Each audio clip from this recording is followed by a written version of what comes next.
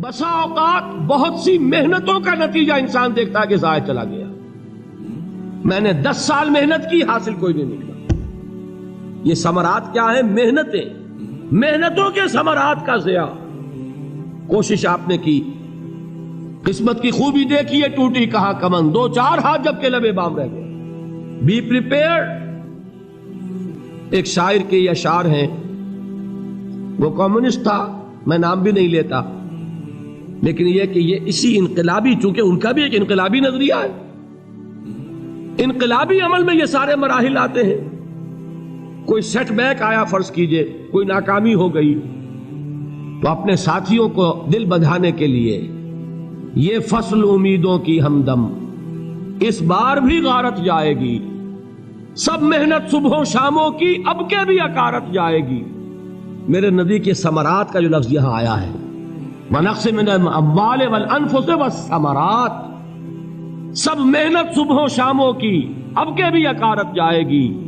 دھرتی کے کونوں کھدروں میں پھر اپنے لہو کی کھاد بھرو، پھر مٹی سینچو اشکوں سے، پھر اگلی رت کی فکر کرو، پھر اگلی رت کی فکر کرو، جب پھر ایک بار اجڑنا ہے. ایک فصل پکی تو بھر پایا، تب تک تو یہی کچھ کرنا ہے. ایک مقصد ہے سامنے، انقلاب برپا کرنا ہے. ایک کوشش ناکام ہو جائے کوئی پرواہ نہیں، نیکسٹ. پھر تیار رہو ناکامی کے لیے. ایسا نہ ہو جو انگریزی میں کہتے ہیں hope for the best but be prepared for the worst. ایسا نہ ہو کہ دوسری مرتبہ ناکام ہو کے بددل ہو جاؤ، تمہاری ہمتیں جواب دے جائیں. نہیں، پہلے سے تیار رہو کہ دوسری مرتبہ بھی ناکامی آئے تو آئے، لیکن جب تک کہ کامیابی حاصل نہیں ہوتی ہمیں یہ کام کیے چلے جائیں. دیکھیے سیرت میں آیا کہ نہیں یہ واقعہ. بدر میں مسلمانوں کو فتح ہوئی تو احد میں زک پہنچی کہ نہیں؟ 70 صحابہ شہید ہوئے کہ نہیں؟ اگر ان کی ہمتیں جواب دے جاتی تو گاڑی کیسے چلتی آگے؟ تو فرمایا وَلَنَبْلُوَنَّكُمْ بِشَيْءٍ مِّنَ الْخَوْفِ وَالْجُوعِ وَنَقْصٍ مِّنَ الْأَمْوَالِ وَالْأَنفُسِ وَالثَّمَرَاتِ. ہم تمہیں لازم آزمائیں گے، خوف کی کیفیت سے، فقر و فاقے کی کیفیت سے، بھوک سے، جان کے نقصان سے، مال کے نقصان سے، محنتوں کے حاصل کے ضائع ہو جانے سے. وَبَشِّرِ الصَّابِرِينَ، اور اے نبی بشارت دیجئے صبر کرنے والوں کو.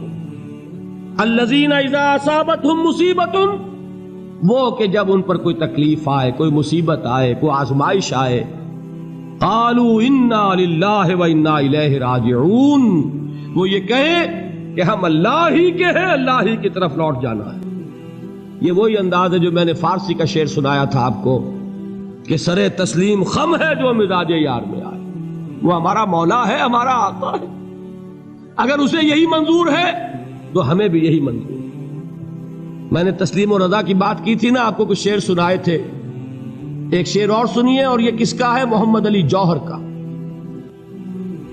ایک مرتبہ جیل گئے، ان کی ایک بیٹی جوان بیمار ہوئی، فوت ہو گئی.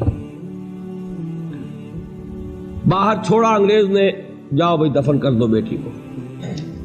دوسری مرتبہ جیل گئے، دوسری جوان بیٹی اسی مرض میں مبتلا ہوئی. اب یہ جیل میں ہے، خبر پہنچی کہ دوسری بیٹی کے اوپر بھی اسی مرض کا حملہ ہوا ہے. ایک نظم لکھی ہے جس کا آخری شعر یہ ہے، تیری صحت ہمیں منظور ہے لیکن اس کو نہیں منظور تو پھر ہم کو بھی منظور نہیں.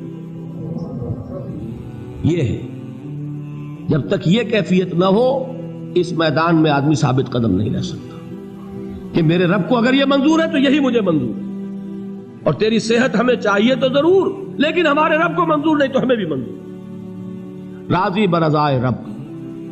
وَبَشِّرِ الصَّابِرِينَ الَّذِينَ إِذَا أَصَابَتْهُمْ مُصِيبَةٌ قَالُوا إِنَّا لِلَّهِ وَإِنَّا إِلَيْهِ رَاجِعُونَ. نہ شود نصیب دشمن کے شود ہلاک تیغت، سر دوستہ سلامت کے تو خنجر آزمائے.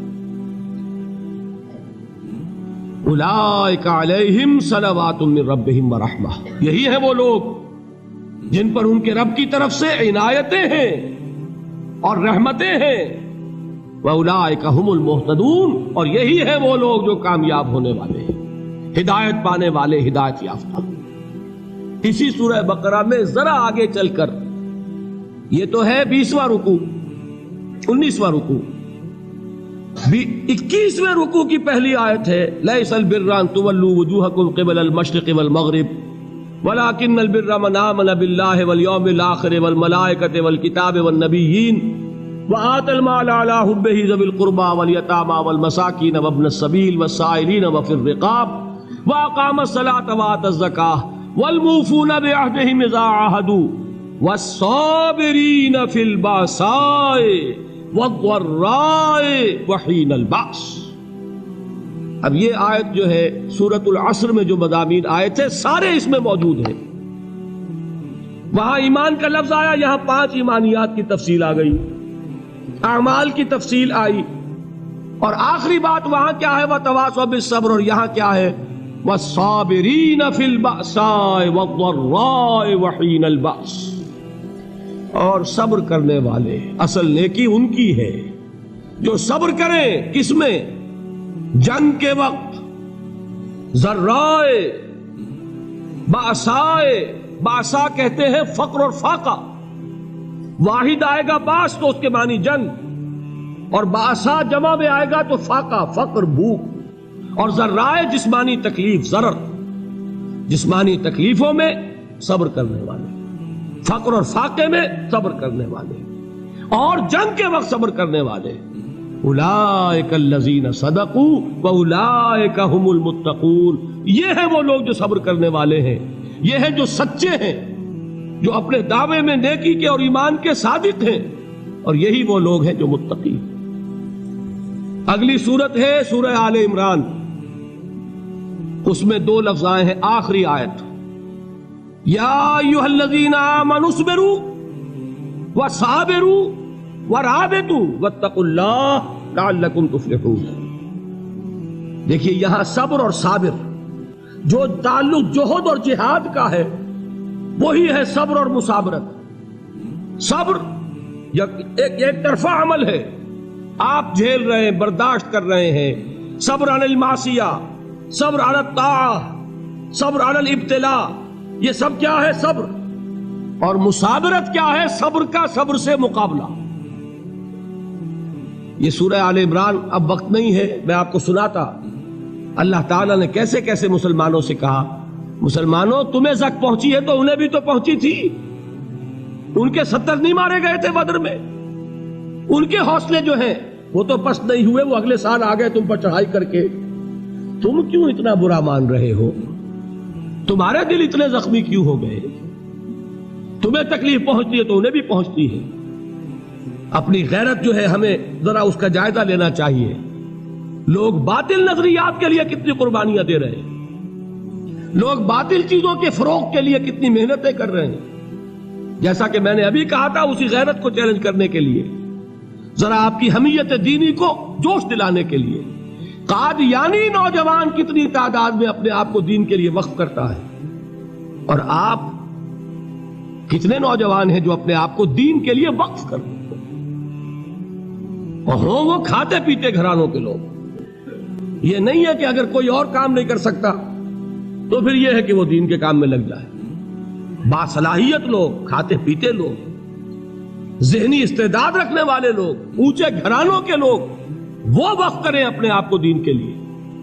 اس کے بغیر کیسے باہر آ جائے گی، کیسے رونق آ جائے گی؟ تو دنیا میں باطل نظریات والے جو ہیں، یہ بات کہی گئی ہے، مسلمانوں تم اگر توحید کے لیے لڑ رہے ہو، دیکھتے نہیں ابو جہل کو، اس نے گردن کٹوائی ہے شرک کے لیے، شرک کے لیے گردن کٹوائے، اور تم توحید کے لیے گردن کٹوانے کو تیار نہ ہو۔ اس نے گردن کٹوائی کہ نہیں کٹوائی؟ اور کس طرح کٹوائی ہے؟ کیونکہ بڑا متکبر قسم کا، فرعون قسم کا شخص تھا، جب گردن کاٹنے لگے تو کہتا ہے ذرا نیچے سے کاٹنا، تاکہ جب تم نیزے کے اوپر چڑھاؤ میرے سر کو تو اونچا نظر آئے، معلوم ہو سردار کا سر۔ وہ بدبخت مرتے ہوئے بھی جو اس کی یہ کیفیت تھی نا، اس کو ذہن میں رکھیے۔ تو یہ اس لوگوں نے قربانیاں دی، جانیں دی، تو فرمایا اگر تم ان سے زیادہ قربانی نہیں دو گے، جو نوٹ کر لیجئے اس کو، مجرد اگر حق کو غالب کرنا اللہ کے ذمے ہو تو آنے واحد میں غالب کر دے گا، تمہیں تکلیف ہی دینے کی ضرورت نہیں۔ سمجھ رہے؟ کیا اللہ کے مقابلے میں کوئی باطل کی طاقت ٹھہر سکتی ہے؟ یہ تمہارے ایمان کا امتحان ہے، یہ تمہارے خلوص کی آزمائش ہے، یہ تمہارے امتحان کا ثبوت درکار ہے کہ اللہ تعالیٰ دیکھنا چاہتا ہے تم اس کے لیے اپنی جانیں قربان کرنے کو تیار ہو کہ نہیں، تم اس کے لیے تن من دھن لگانے کو تیار ہو کہ نہیں۔ اور یہ جان لو کہ اگر کفار اور مشرکین اور ملحدین اور باطل نظریات والے وہ جو کچھ قربانیاں اپنے باطل نظریات کے لیے دے رہے ہیں ان سے زیادہ اگر تم نہیں دو گے تو حق غالب نہیں ہوگا۔ انہوں نے جو صبر کیا ہے اپنے باطل نظریات پر، اگر تم اس سے زیادہ صبر کا ثبوت نہیں دو گے اپنے اس حق پر تو حق غالب نہیں ہوگا۔ اس لیے فرمایا یا ایھا الذین آمنوا اصبروا وصابروا، نہ صرف یہ کہ صبر کرو بلکہ صبر میں اپنے دشمنوں سے آگے نکلو، ان کے صبر سے بڑھ کر صبر کرو۔ وَرَابِطُوا، مرابطہ کہتے ہیں چوکس رہنا، ہوشیار، پہرا دو، ایسا نہ ہو کہ دشمن جو ہے غفلت میں تمہارے اوپر کوئی حملہ جو ہے کر بیٹھے۔ وَاتَّقُوا اللَّهَ، اور اللہ کا تقوی اختیار کرو، لعلکم تفلحون، تاکہ تم فلاح پاؤ۔